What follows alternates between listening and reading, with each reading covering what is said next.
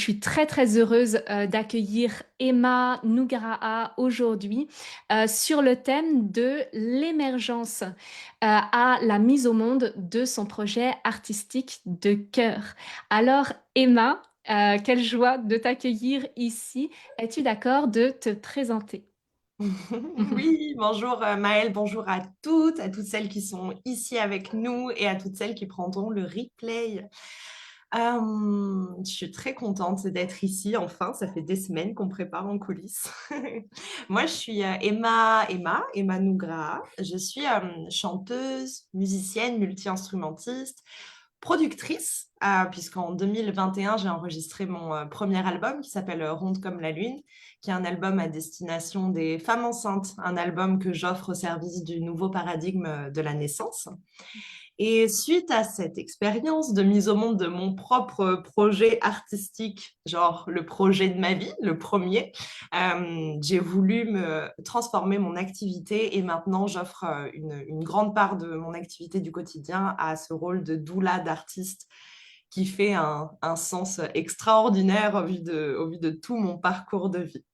Hmm, merci beaucoup. Et justement, quand tu parles de doula d'artiste, c'est quoi que tu entends par doula d'artiste? C'est quoi que le lien que tu fais avec la qui va accompagner la naissance d'un enfant et puis la doula qui va accompagner la naissance d'un projet artistique?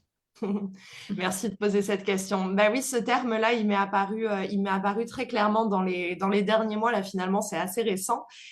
Et, si tu veux, toute cette expérience-là autour de la maternité, moi, je suis maman de trois enfants, dont deux qui sont nés à la maison, donc avec la présence d'une doula qui m'a suivie pendant la grossesse, pendant la naissance et après.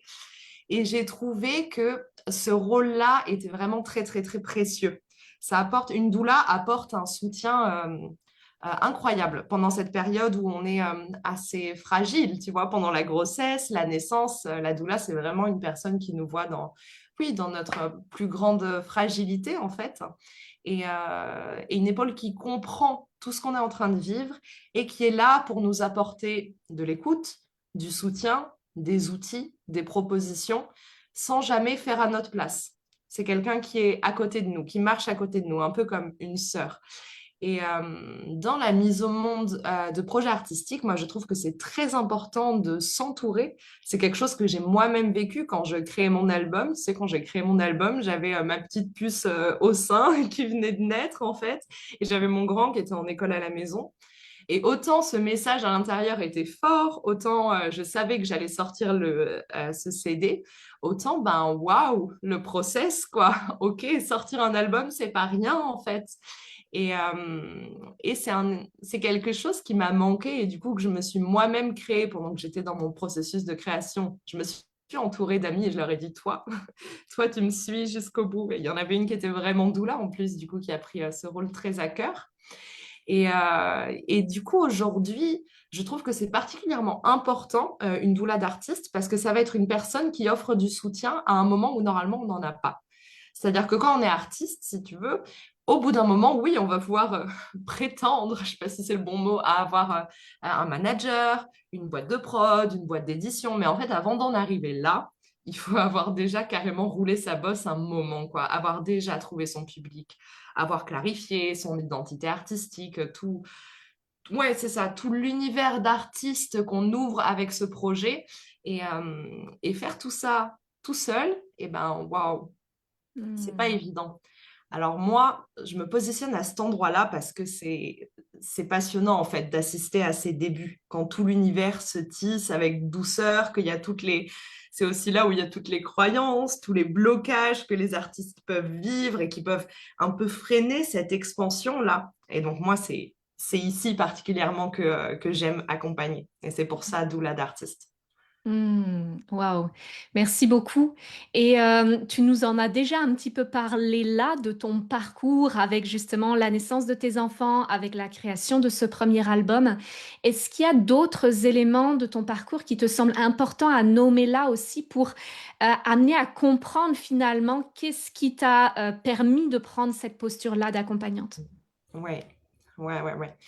Oui, parce que je dis que toute ma vie m'a amenée là. Si tu veux, moi, mon père est sculpteur, peintre, également un petit peu musicien sur les bords. Lui, il adore peindre des grandes fresques sur les murs de la ville et puis faire participer tout un tas de personnes, des personnes âgées, des jeunes de banlieue, et il met tout ce petit monde ensemble là et il crée une œuvre artistique vivante et impactante socialement, culturellement. Donc voilà, il y a ça au niveau du papa. Au niveau de la maman, elle travaillait dans des maisons des jeunes et de la culture. Et du coup, moi, dans mon enfance, ça a été vraiment très, très fréquent d'aller dans des festivals, dans des espaces socioculturels où les populations se mélangent, où il y a de l'art qui bouillonne de partout. Donc voilà, déjà, j'ai grandi là-dedans. Et tout ce contexte-là, ça m'a amené au moment de l'orientation, à 17-18 ans, là, à m'orienter vers une formation d'animatrice socioculturelle où j'ai appris ben voilà, le développement de projets, la gestion de projets, la notion d'objectif, comment mettre en place les choses finalement pour qu'un projet naisse, vienne se mettre au monde. En fait, j'y étais déjà, tu vois. Et toute cette formation, je l'ai vraiment orientée autour de la musique, puis de la transmission des pratiques artistiques. Ça m'a amené à être un petit peu formatrice aussi dans un mouvement d'éducation nouvelle. Et ça a toujours été ça, si tu veux. J'ai toujours été là au début des projets et au début des carrières d'animatrice, d'animateur. Et c'est tout ça. Et puis toute cette notion-là d'animation socioculturelle, de développement de projet, ben, évidemment que ça a un lien direct avec ce que je fais aujourd'hui, quoi. Mm. Ça m'arrive, tu sais, de retourner dans mes cours, reprendre des petites informations parce que, ben voilà, parce que ça fait du sens, quoi, d'amener ces outils-là. Ouais, et je trouve ça tellement précieux justement que tu arrives à mettre du sens sur ton parcours, sur tes études, parce que je trouve que quand on a comme ça des parcours un petit peu, enfin, surtout en tant qu'entrepreneur, quand ben, ok, en fait, on a testé plein de choses, on a expérimenté, on a souvent des profils aussi qui nous amènent à avoir envie de tester plein de choses, puis en fait, de pouvoir mettre du sens sur son parcours et dire, ben, en fait, toutes les étapes m'ont préparé à ça, ben, je trouve ça extrêmement précieux. Et puis, ben, comme tu l'as dit, oui, il y a eu tes études, et puis bien sûr, il y a eu le fait aussi de mettre au monde trois enfants, ce qui est pas rien quand même, et toute aussi cette dynamique de l'école à la maison que tu as pratiquée pendant un moment. Enfin, voilà, toute cette dimension-là, finalement, autour de la naissance, puis des jeunes années de tes enfants, ben, ça a aussi, bien sûr, sa place, finalement, dans la manière dont tu accompagnes. Mm. Ah oui, bah oui, oui, carrément. Surtout que moi, tu sais, dans la clientèle que je préfère accompagner, c'est tout particulièrement ces mamans-là. Je veux dire, quand on donne naissance à un enfant, c'est quand même tellement fréquent que après, tu vois, quand l'enfant est là, ça fait plus de sens ce qu'on faisait avant. En fait, il y a besoin de se réinventer. La naissance, elle vient nous propulser dans un nouveau monde, dans un nouveau rôle de mère. Et là-dedans, ben voilà, les priorités évoluent dans le quotidien, puis on se retrouve dans cette, moi j'aime parler d'essoreuse à salade de la maternité, où il n'y a plus le temps de rien, et pourtant, il y a beau avoir plus le temps de rien, généralement, il y a une envie beaucoup plus profonde qui est en train de prendre vie, et là, c'est génial d'accompagner à ce moment-là avec un regard laser sur des questions qui sembleraient très futiles, tu vois, très concrètement, hein, à quel moment je lance ma machine à laver, à quel moment je range ma maison, je prépare les affaires des enfants, à quel moment je crée, je m'autorise ma création, et puis tout ce qu'il y a autour. Comment est-ce que je viens faire ce Tetris-là dans ma vie pour renier ni ma maternité, ni mon épanouissement personnel, puis en tant que femme, quoi. Pour moi, il y a un chemin de femme à mère, et après, il y a un chemin de mère à femme à refaire dans l'autre sens. Ouais. Ouais. Mm. Ouais, puis je trouve ça extrêmement précieux ce que tu nommes, que c'est justement une période dans laquelle, en fait, ben oui, on revoit nos priorités et Eh oui. souvent c'est une période dans laquelle il y a justement une flamme qui s'allume, qui n'était pas là avant ou différemment. Moi, c'est clairement aussi dans cette période-là que je suis devenue entrepreneur avec mes enfants, avec l'arrivée de mes enfants, hop, devenue entrepreneur, puis que j'ai créé, ben voilà, tout le mouvement qui existe aujourd'hui. Mais ça s'est vraiment fait dans cette période-là. Et ce que je trouve extrêmement précieux, effectivement, dans ton accompagnement, c'est aussi cette dimension de ben justement, d'arriver à combiner à la fois la place de la maman, à la fois la place de la femme dans cette période-là qui est charnière et qui est si particulière. Et ce que j'aime énormément, c'est qu'il y a justement cette dimension très très concrète de, ben ok, en fait, pour que ton projet il ait la place d'émerger, ben ça va demander justement de créer du temps et de l'espace dans le Mhm. quotidien. Est-ce que tu as envie d'en parler de cette dimension-là? Mhm. Mais tu sais, ça m'amène à... ça m'amène à une notion que j'aime bien partager en début d'accompagnement, c'est le cycle de la non-autorisation que j'ai observé, que j'ai vécu, que j'ai pratiqué, toutes les étapes avant de réussir à me lancer dans ce projet. Pour moi, ce cycle de la non-autorisation, c'est en fait tout ce qui va entraver la mise au monde d'un projet de cœur. Et ça commence sur le constat qu'on a des priorités. Par exemple, on vient d'être jeune maman, bon, ben, on en a des priorités. Mais ça pourrait, là, je parle de la maternité, mais ça pourrait être autre chose aussi, en fait. Un travail qui prend plein de temps, tu vois, un travail où on est en 35 heures et du coup, bon, ben voilà, le temps, il faut le créer, quoi. Donc, on a ces priorités. Ces priorités font que on n'a pas plus de temps que, enfin voilà, ça amène une certaine organisation dans notre quotidien. On n'a pas de temps, alors on n'a pas forcément le temps de connecter à soi, à l'intérieur. On ne connecte pas à soi, donc on n'a pas de grande vision, donc on n'a pas d'élan, donc on n'a pas de création non plus, et on n'a pas de création. Et quand on a pourtant cette fibre artistique à l'intérieur, là, ben, il y a un déséquilibre dans notre vie. On le sent, il y a quelque chose qui n'est pas aligné. Oui, la facette de mère, elle est là, peut-être la facette de travailleuse, mais il manque quelque chose en fait. Et il manque quelque chose, et ça va amener des insécurités qui sont soit financières, soit émotionnelles, et qui nous amènent à poser des priorités. La Ouais. boucle est bouclée. On revient aux priorités. Et en fait, ce cycle de non-autorisation-là, on en sort à l'endroit de la priorité. C'est Ouais. vraiment, c'est la première étape. C'est en priorisant, par exemple, son art, par exemple, son épanouissement en tant que femme, et ça peut être relié, les deux, qu'ensuite, on va pouvoir réorganiser notre quotidien pour avoir du temps, dire que c'est important de se connecter à soi, avoir cette vision-là qui prend de la place à l'intérieur, puis à partir de cette vision, avoir de l'élan, avoir de la création, et puis là, waouh, on part sur un autre cycle, en fait, qui est beaucoup plus vertueux, un Mm. cycle dans lequel on a fait la place pour Ouais. notre art. Ouais. Mm. C'est quelque chose que je trouve très, très parlant. Et puis quand j'en parle aux femmes, je les vois se dire, waouh, ok. En fait, c'est comme si elles pouvaient prendre conscience de la responsabilité qu'elles avaient là-dedans, du pouvoir d'action. Et moi, j'aime tellement ça, redonner le pouvoir d'action aux personnes. Waouh, ouais, merci beaucoup. Merci beaucoup d'amener ça. Puis c'est tellement illustrant, effectivement, de voir d'où est-ce que ça part et qu'en fait, ça part toujours d'un choix. En fait, ça part toujours d'un choix de comment je me positionne face à ma vie. Est-ce que là, je décide de la subir ou est-ce que je décide que, ah bah, ok, en fait, ça, c'est important, en fait, parce que c'est là que je trouve mon épanouissement. Et justement, ça amène aussi sur cette dimension de, ben ok, après la maternité, il y a ce chemin à faire de revenir à la femme en étant devenue mère.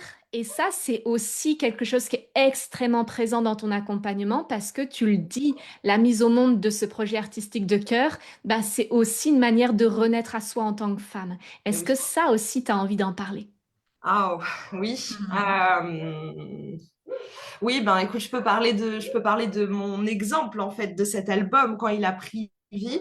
Vraiment pour recontextualiser, tu vois, Meili, elle avait 5 mois, je crois, quand il y a eu ce premier truc qui s'est allumé de, mais en fait là, j'ai ma place. Là, il faut que il est là mon art en fait. Autant j'ai cherché mon message pendant des années, autant là, c'est clair qu'il est là. Et du coup, tout ce chemin justement bah, d'autorisation que j'ai fait, le cycle en sens inverse là ça m'a permis de vraiment venir mettre en lumière tout ce qui me fondait en termes de patte musicale, en termes de ma poésie, des mots que j'utilise. Et tout ce process-là, ça m'a fait devenir la femme que je suis aujourd'hui et que je ne pouvais pas être sans la naissance de mes enfants, sans avoir vécu tout ça.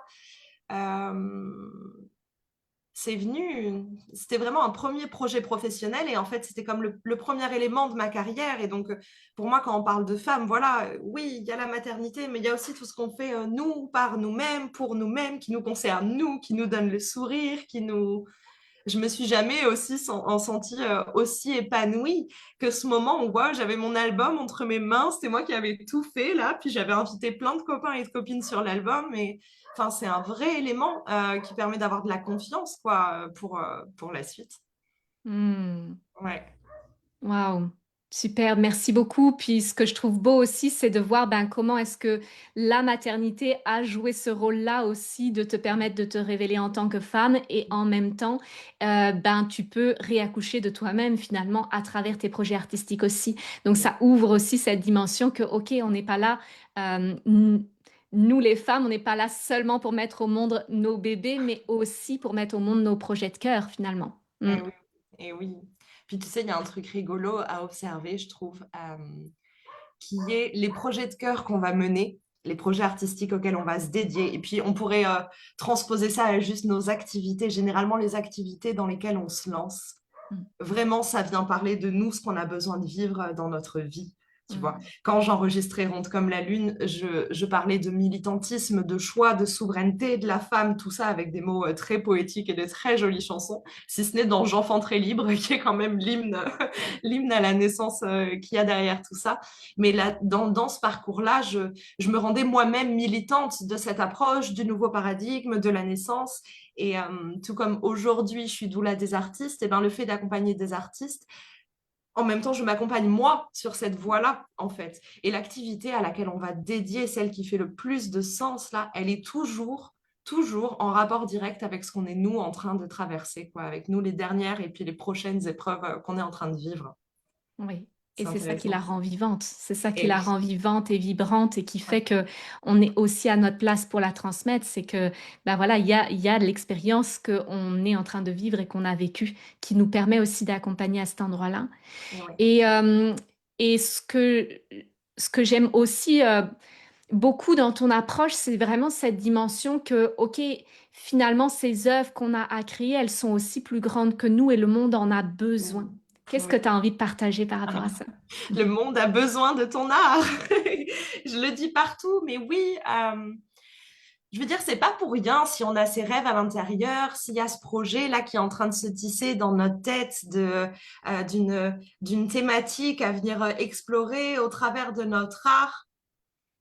Le vivant est bien fait. On fait partie du vivant. On va pas essayer de se couper de ça. On en fait partie de cette planète Terre. On porte collectivement tout ce qui se joue sur la planète et l'art. Pour moi, c'est vraiment une manière de donner à voir notre regard sur le monde.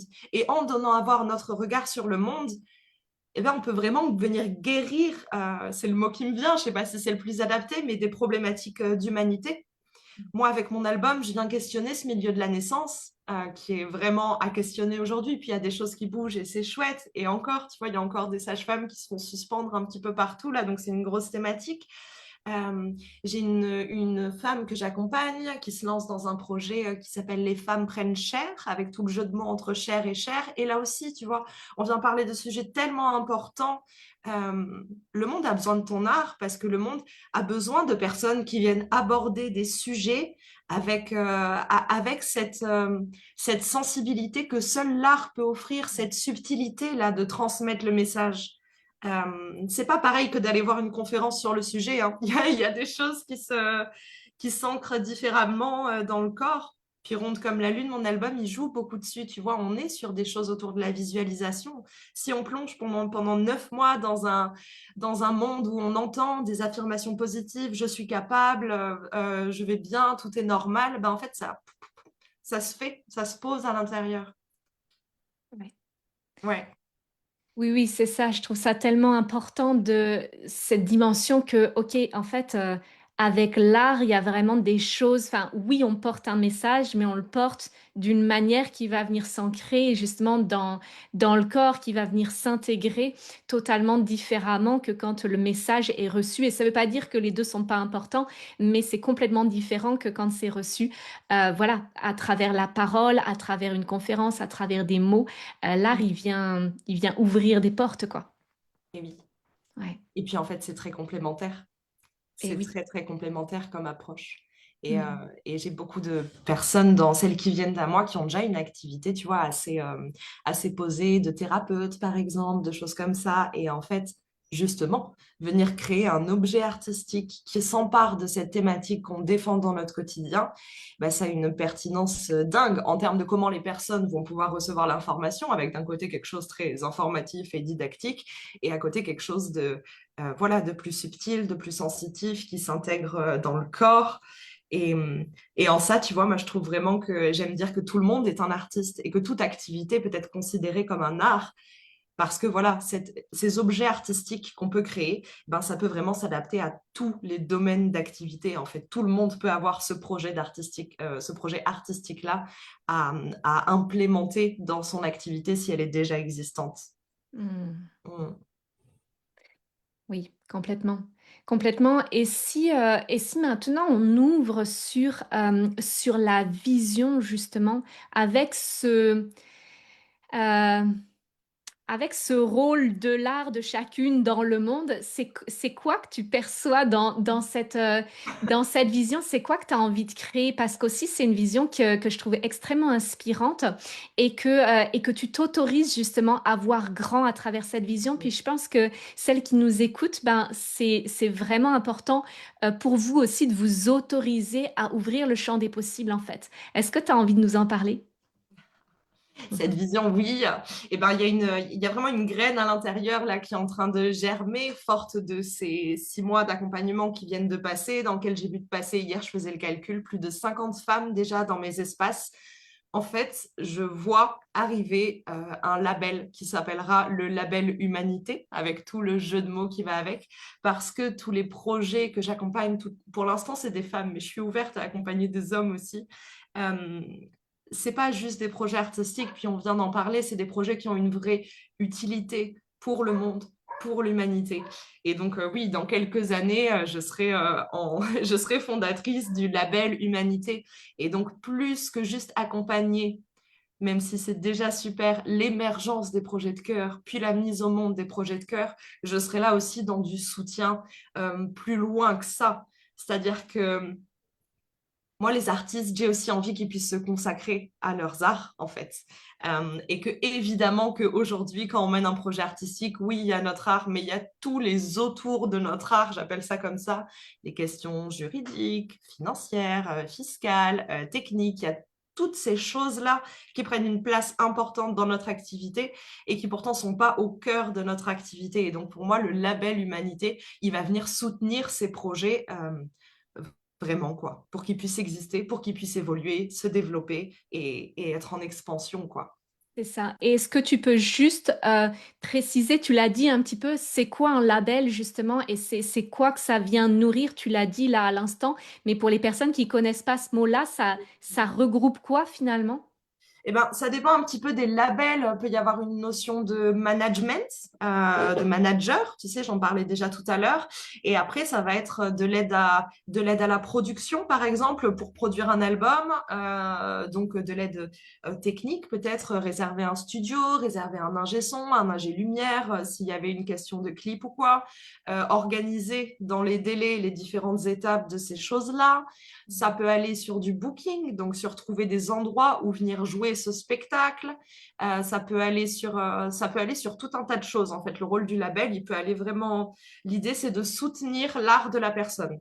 Ça peut être sur des fins de promotion, de distribution, par exemple d'un CD, tu vois, comment est-ce qu'on va faire pour que le CD il se retrouve dans les rayons de Cultura? Moi, le mien, il n'y est toujours pas pour l'instant, puis ça me va bien comme ça, mais voilà, le label, il est aidant à cet endroit-là. Ouais. Et moi, le mien, il aurait forcément une petite particularité parce que je n'ai pas envie de me consacrer qu'à la musique. C'est le cœur de ce que j'aime. Mais je crois que mon label va vraiment différer des autres parce que ce sera juste un label qui porte des projets artistiques d'humanité.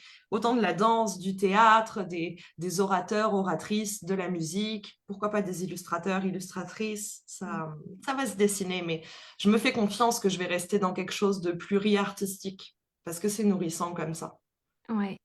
Ouais, et puis c'est là que justement ta dimension, enfin ton parcours en tant que, enfin dans la gestion de Ouais. projet est tellement soutenante parce que finalement, je crois que cette dimension-là, c'est aussi un énorme frein justement à se lancer, à donner crédit à son art parce qu'il y a tout de suite cette dimension de ah oui, mais comment est-ce que je vais faire avec telle ou telle question technique que je vais avoir à régler. Et dans d'autres domaines, je veux dire par exemple pour les personnes qui travaillent en ligne, bon bah voilà, il y a toute cette question de la technologie qui peut être euh, perturbante et à dépasser pour s'autoriser à rayonner en ligne. Puis là, ben, rayonner de son art, ben, c'est aussi en fait ben, aller creuser toutes ces questions-là. Et toi, tu as eu tout de suite cette particularité d'aller creuser pour toi-même, pour ton album. Mais ce dont on parlait ensemble dans l'accompagnement que tu fais avec moi, c'est aussi que, ben, en fait, il y a très peu de personnes qui le font aujourd'hui. Puis il y a très peu de personnes qui sont aiguillées à cet endroit-là. Et c'est tellement précieux, en fait, que tu aies à la fois cette dimension vraiment artistique et à la fois, ben, cette dimension très terre à terre, très concrète, très Oui, les chiffre coulisses. aussi, gestion de Ouais. projet et tout ça, de, ben, en fait, ok, on va poser les choses concrètement, quoi. Et même quand tu accompagnes les personnes dans la gestion de leur temps et leur organisation, c'est ça aussi, on retrouve ce côté finalement très méthodique qui fait que ben, c'est pas juste des choses, c'est pas juste évanescent, en fait, c'est très terre à terre et très posé, quoi. Et oui, c'est ça. Et oui, c'est ça. Puis en même temps, voilà, c'est aussi à chacune, puis à chacun de faire son chemin là-dedans. Et le chemin de se rendre visible, tu vois,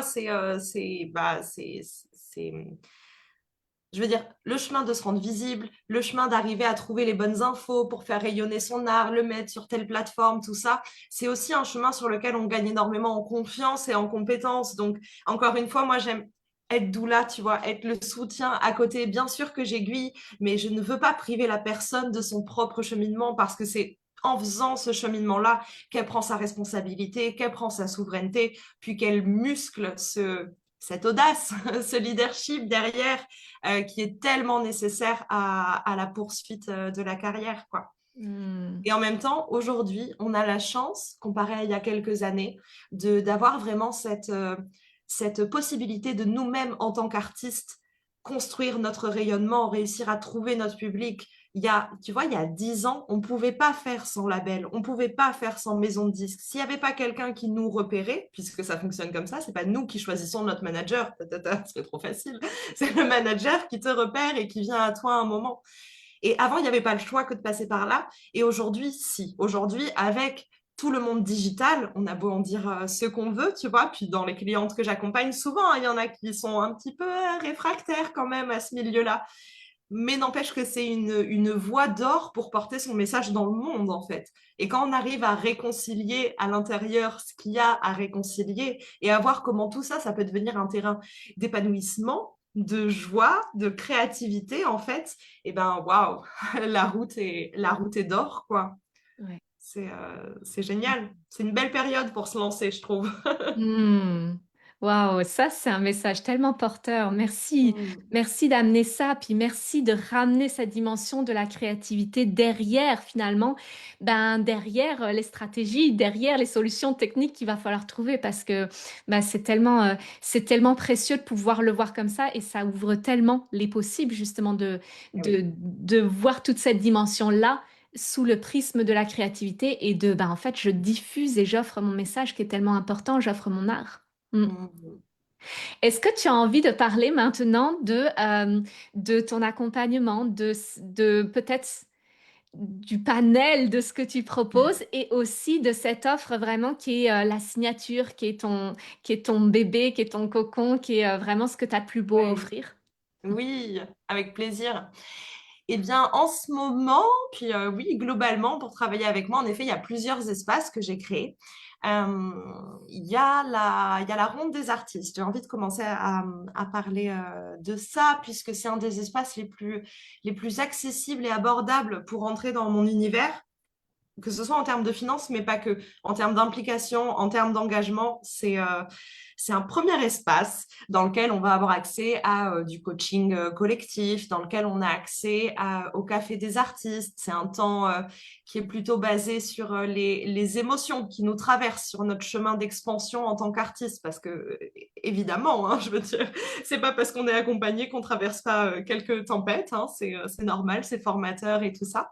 Donc voilà, ce café des artistes où je viens vraiment insuffler cette notion de doula, d'écoute, de bienveillance. Et puis, chaque mois, on a les expériences focus qui permettent pendant 2, 3 jours de venir plonger à corps perdu dans un sujet qui prendrait trop de temps à s'implémenter dans notre activité si on le faisait un petit peu par-ci, par-là. Là, c'est 2, 3 jours, on est sur cette thématique-là. Je viens d'en finir une, là, avec les personnes de la ronde sur la question de l'identité artistique. Et du coup, c'est formidable de voir que maintenant, elles ont leur couleur, elles ont leur message, elles ont leur mission, puis tout ça qui vient se nourrir là. Donc voilà, la Ronde des artistes, c'est un des espaces qui a ouvert il y a 2 mois maintenant, et puis qui a vocation à durer dans le temps, en fait. Puis chaque mois, c'est un nouveau sujet. Voilà, et du coup, ça m'amène aussi à parler de mettre au monde son projet de cœur. Ça, c'est le gros accompagnement. Tu parlais de mon offre signature, et ben c'est celle-ci.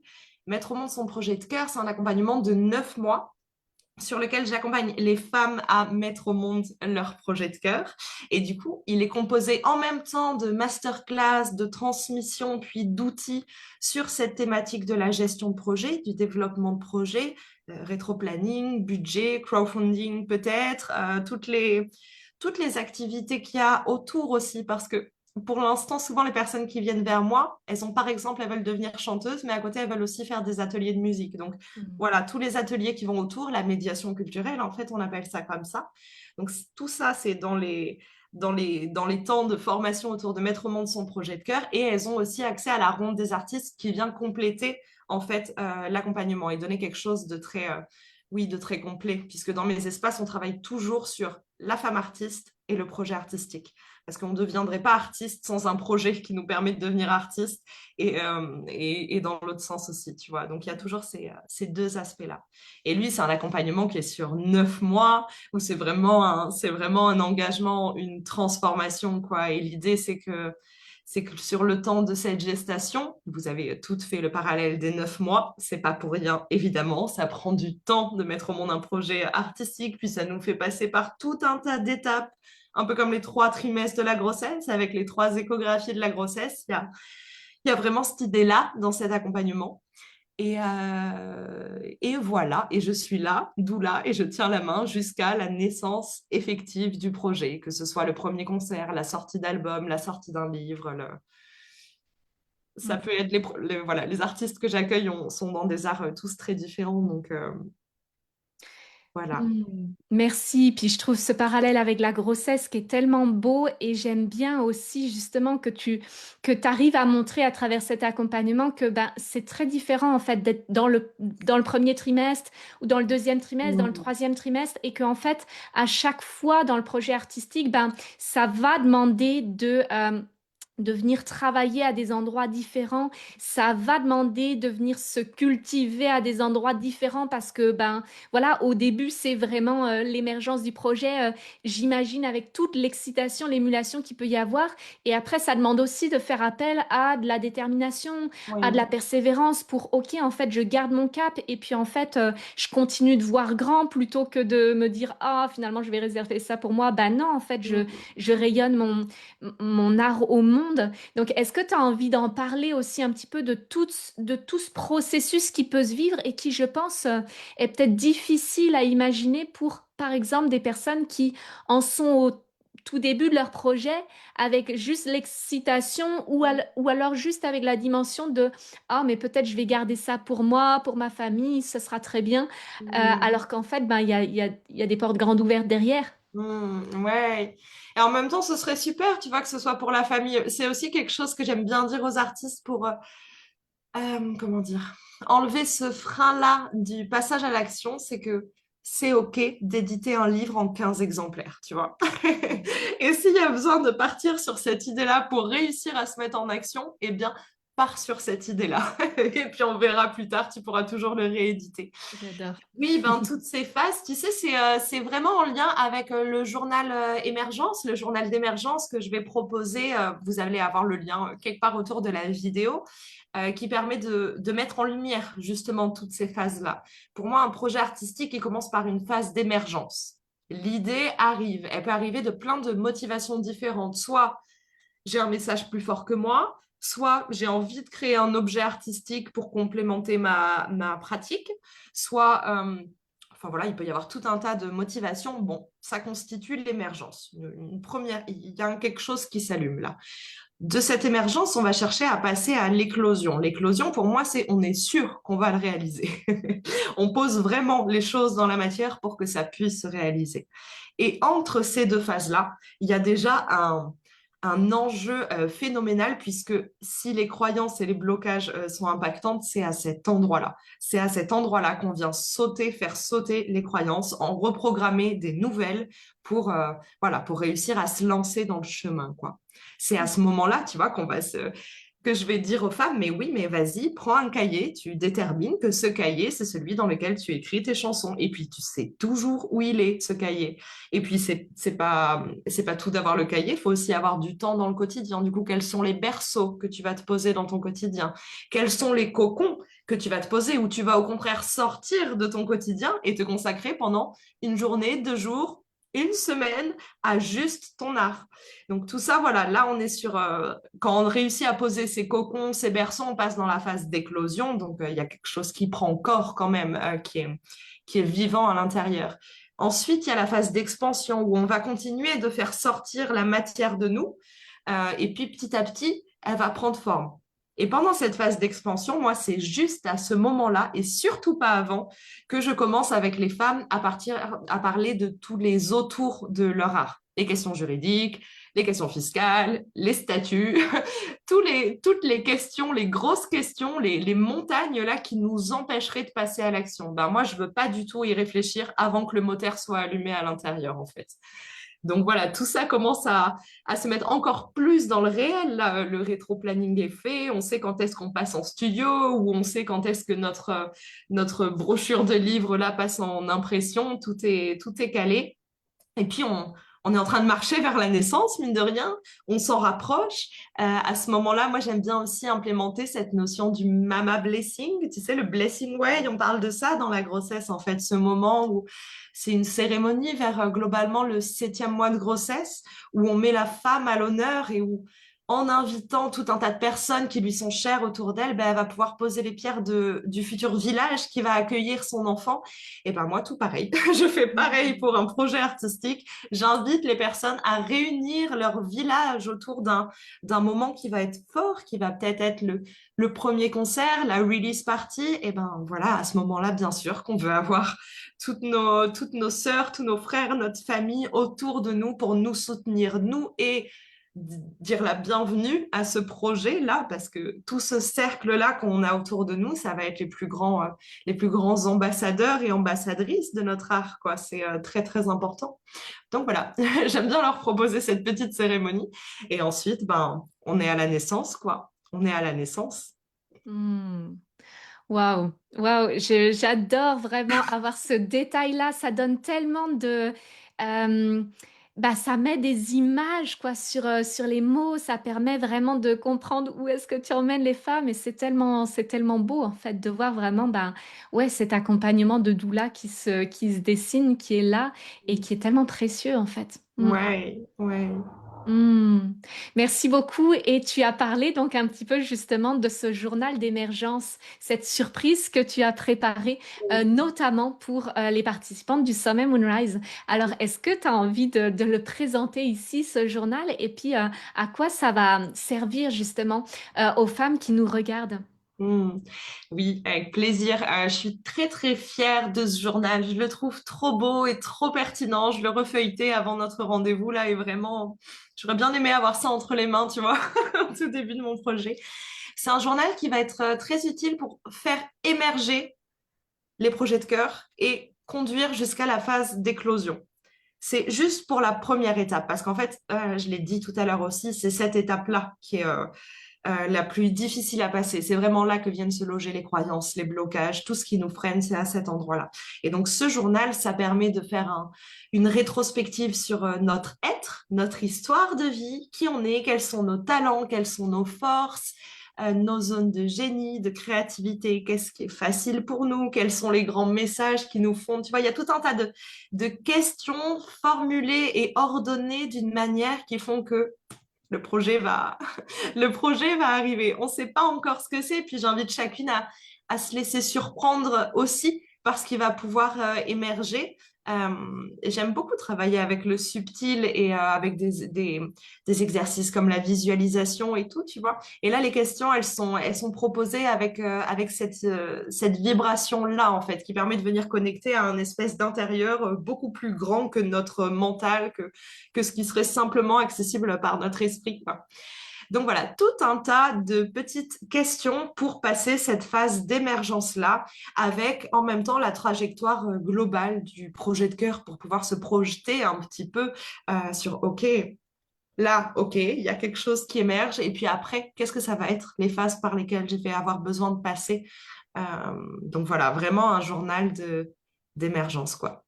Droit Hmm. vers l'éclosion, et une fois qu'on est à l'éclosion, on continue. Oh yes, excellent. Donc évidemment, moi j'ai mis le lien justement dans la description de cette interview pour que vous puissiez aller télécharger directement votre journal d'émergence, vous l'approprier, faire vraiment que, ok, vous autorisez en fait justement à vous laisser surprendre et à voir ce qui émerge. À voir ce qui émerge. Et puis aussi, j'ai mis bien sûr les liens vers ton compte Facebook, vers Instagram, vers le site web pour que justement vous puissiez découvrir plus en détail l'univers d'Emma. Est-ce qu'il y a un dernier message que tu as envie de faire passer aux personnes qui nous écoutent, que ce soit en live ou en replay? Eh ben, tu vois, c'est rigolo parce que juste avant, sur le journal d'émergence, j'étais en train de me dire, ah tiens, il y a quelque chose que j'ai pas dit. Et puis en fait, c'est quelque chose qui va pouvoir se transposer aussi à plus large.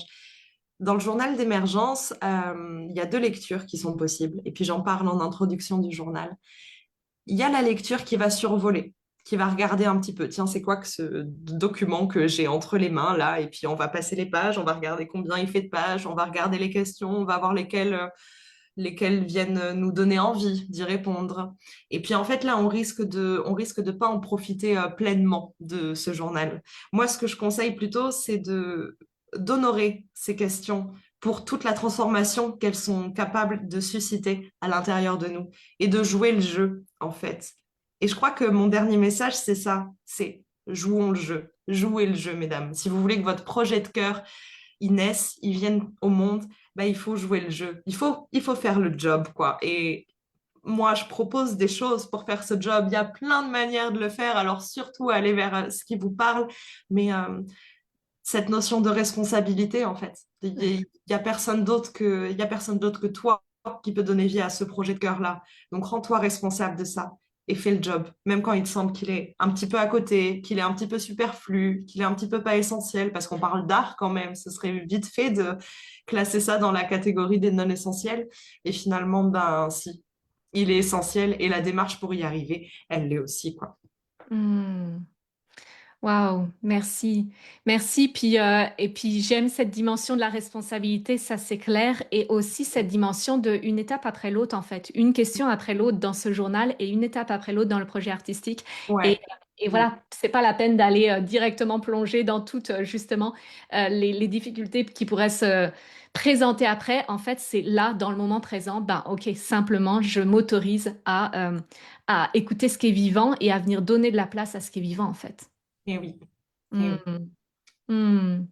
Un immense merci, Emma, pour cette discussion qui était extrêmement riche. Évidemment, pour celles qui nous regardent encore une fois en live ou en replay, ben, venez partager à Emma vos prises de conscience. Qu'est-ce que vous avez vécu à l'écoute de cette interview? Est-ce qu'il y a justement des choses que vous avez envie de retenir, des choses qui vous ont touché, des choses qui ont résonné avec votre propre parcours?